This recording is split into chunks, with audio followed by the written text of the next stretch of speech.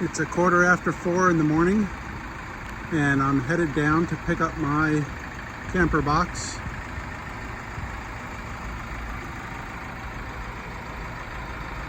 Later on tonight, this is going to look very different.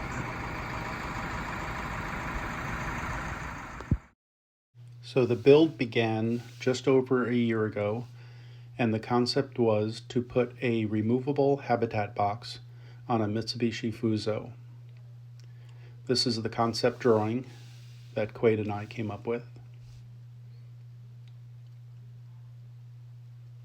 Continued, here I am laying out the interior on a floor. There was lots of drawings like this between Quaid and I. Those were my sketches. Here I am laying everything out in actual size on the floor. And now we have Quaid putting the box together.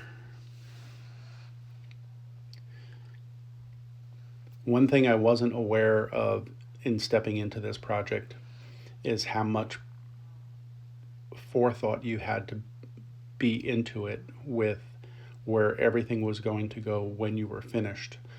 When I've done the van build and in other projects, I could kind of build as I go, and the concept can evolve. With this, you have to have your final concept done and then build to that. So here I am now pulling the truck in, and this was a little nerve-wracking, and we're going to get this mounted up.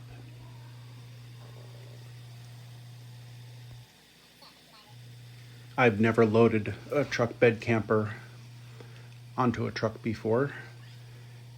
This was a bit nerve-wracking, but Quaid did an excellent job of coaching me and backing me into position. And as we continue here, there's going to be a lot of alignment, and I think we had to get the box up a bit higher.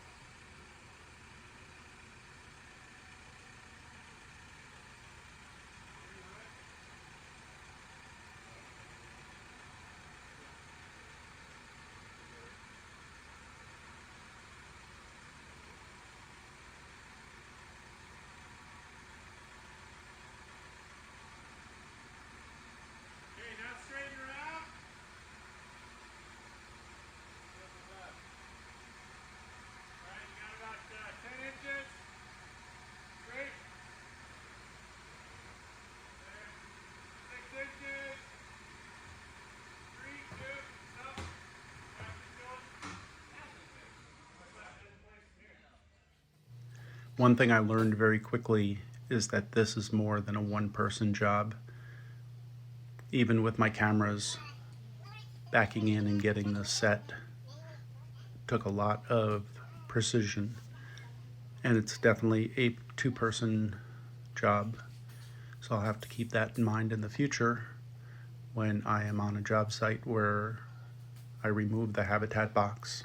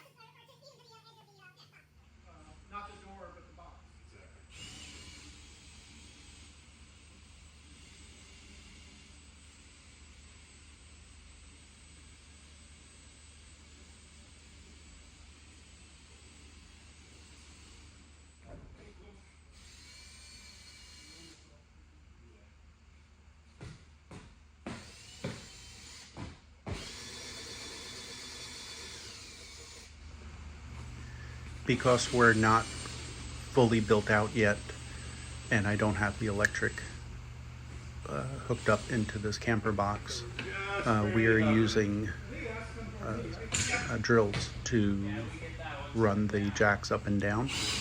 So I'm actually on the other side running the jacks on that side as Quaid is doing this side.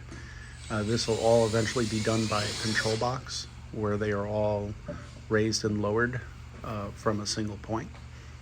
That will make things easier as far as getting it aligned, but it'll still take two people to get this backed in place and aligned up on the truck. All right, your front up. One thing I did not record here was that after all of this aligning and setting it on the truck, we had to mark one hole where what I call the umbilical cord, that is the power wire, the lighting wire, all feeds through from the habitat box to the truck. Nothing is permanently wired because this habitat box is designed to be a standalone house when I'm on a job site. So it has to be completely self-contained and self-supporting. So it'll eventually have its own electrical power supply, solar on the roof, and the ability to plug into shore power. But while I'm driving, the truck can power, recharge the batteries, needs to be able to operate the lights that are on here. There are scene lights all the way around, there's clearance lights and so forth. So all of that needs to come through this one spot that I call the umbilical cord. So we had to set the camper on the truck, mark the precise location where the umbilical cord comes through, then remove it, drill that out, mount in the flanges and the cover for it, glue that in, and then remount this again. So everything you're seeing here happened twice.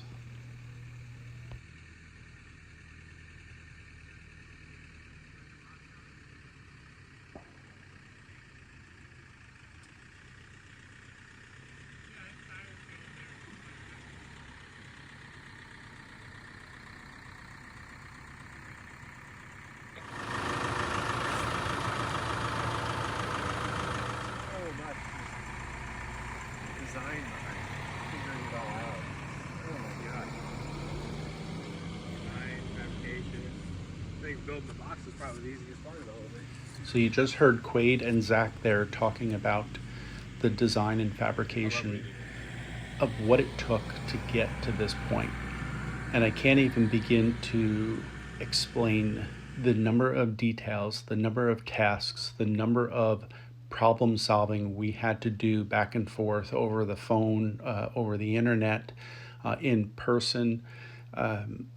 There is so much, so many details, and it's all an original. So it isn't this isn't a cookie cutter where you're just copying. This is all a one-off. And so problems are being solved as they come up. And there's a tremendous amount of that, and it's a tremendous amount of energy and time that is taken from you, because when these problems pop up, you need to figure it out right away. There are people that are waiting on you. There are projects that are being backed up because we can't continue on. We have an issue to solve. And not even issues, but ideas. Like we would be in the middle of something and all of a sudden realize, hey, if we just tweak this a little bit, we could do something else that's even better. And you'll see that on here with, there's drawers, there's steps, there's a slide out deck. All of that was evolving in this project. And it makes this very unique and such a Swiss Army knife of vehicles for me and my work.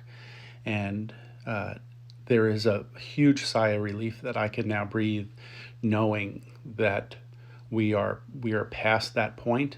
And even though there's still a lot of work for me here in finishing off the interior, that's where my woodwork is going to be coming into play, and my electrical work, and I'll be doing all the plumbing and electrical and woodwork inside here.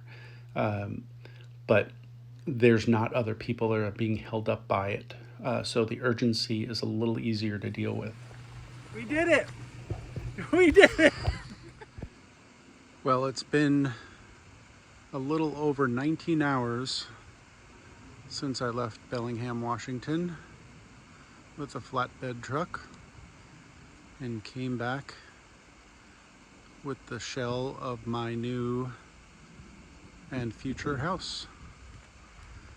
It's been a very long day, but I'm really excited to have it all together. Still a lot of work to be done on this.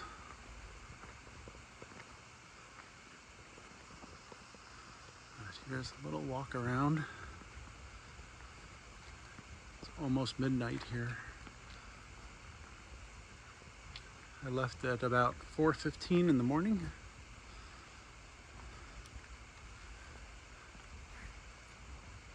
So it's 11 foot 6 inches tall. I think it's 54 inches to the flatbed.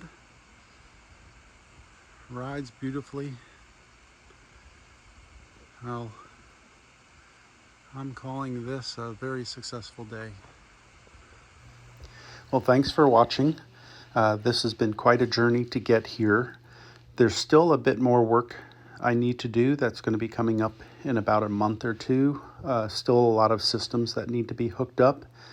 The interior build, though, I am needing to delay.